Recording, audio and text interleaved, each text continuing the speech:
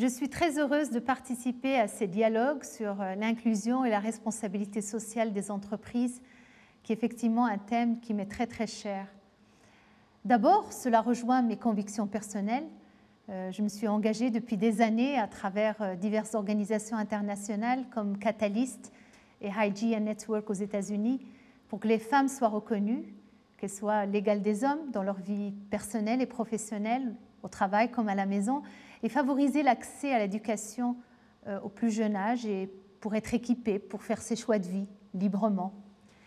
Étant moi-même un pur produit de l'inclusion et de la diversité et de l'égalité des chances, c'est tout naturellement que l'une de mes priorités en tant que PDG de Solvay est d'accélérer cette transformation pour une meilleure équité et le respect de la dignité humaine.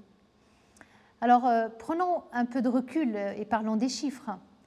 En 2020, les études montrent que plus des 3/4 des entreprises du Nasdaq n'ont pas de femmes ni de représentants d'un groupe minoritaire au sein de leur conseil d'administration. Et malheureusement, la pandémie a accéléré cette tendance.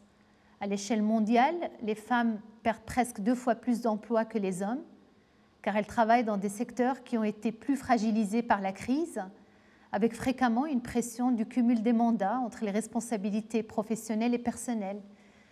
Il n'est pas toujours facile de combiner le télétravail avec le rôle de parent, avec des enfants confinés et un partenaire qui est aussi en télétravail. Or, on sait que les entreprises dont les équipes sont diversifiées sont celles qui créent le plus de richesses.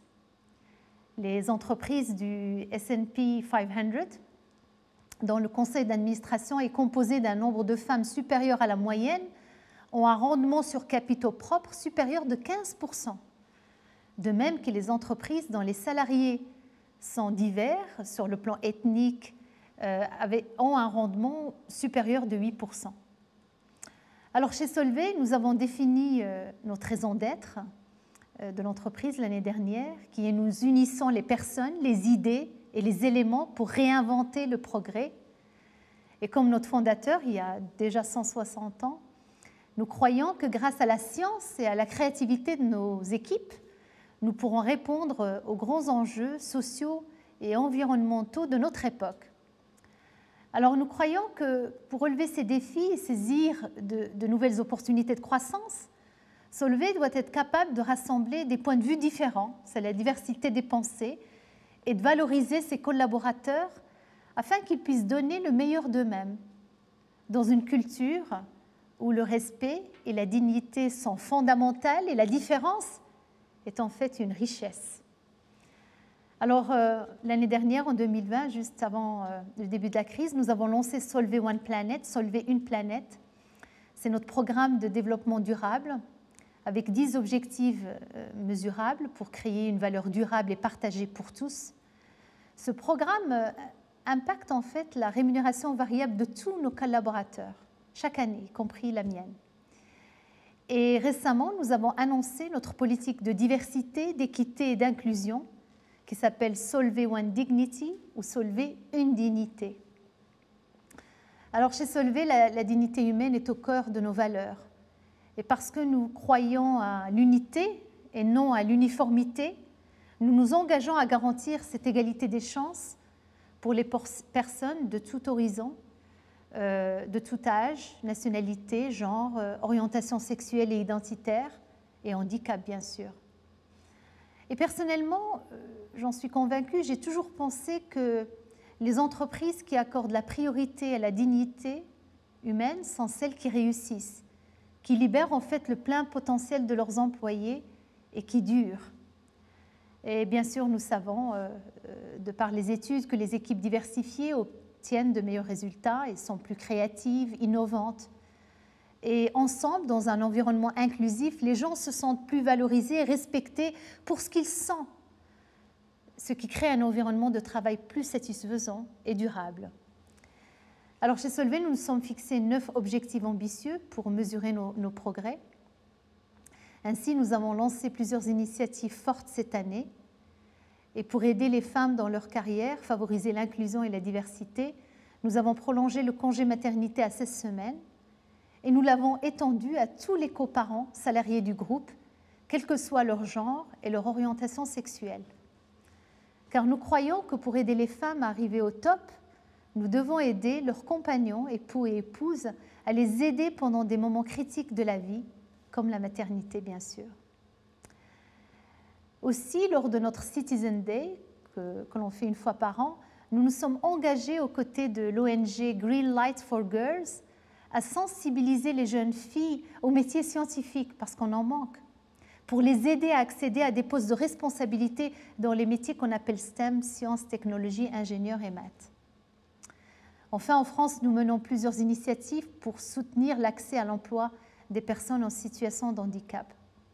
Sur le plan de la charité, nous avons aussi créé le Fonds de solidarité Solvay l'année dernière pour soutenir tous nos salariés, leurs familles, mais aussi les communautés locales en difficulté à cause de la pandémie.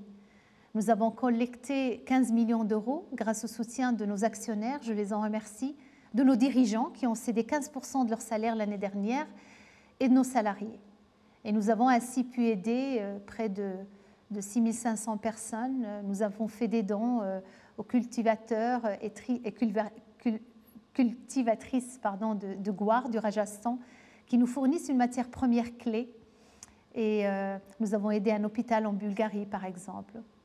Alors tous ces projets me tiennent à cœur car ils illustrent bien l'esprit humaniste et l'éthique forte qui caractérise Solvay depuis sa création. Mais nous avons encore beaucoup à faire pour que nos entreprises soient un lieu de travail plus inclusif, où chacun, quelle que soit son origine ou son identité, se sent apprécié et accueilli. Alors, par exemple, nous développons le mentoring et le sponsoring.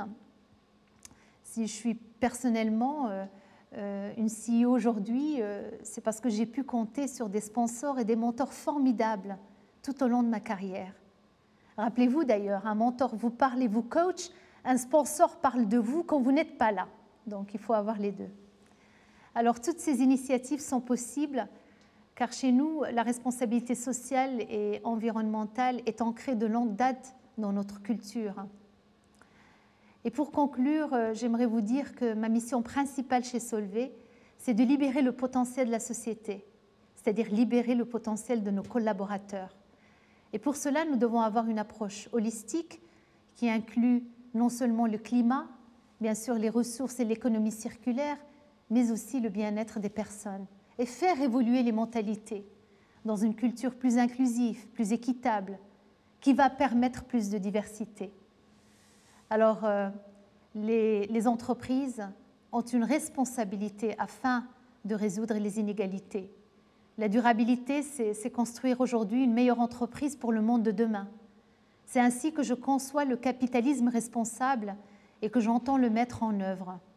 Je mesurerai mon succès personnellement à travers ma capacité à faire de Solvay une entreprise plus durable, plus inclusive, plus diverse et surtout plus humaine.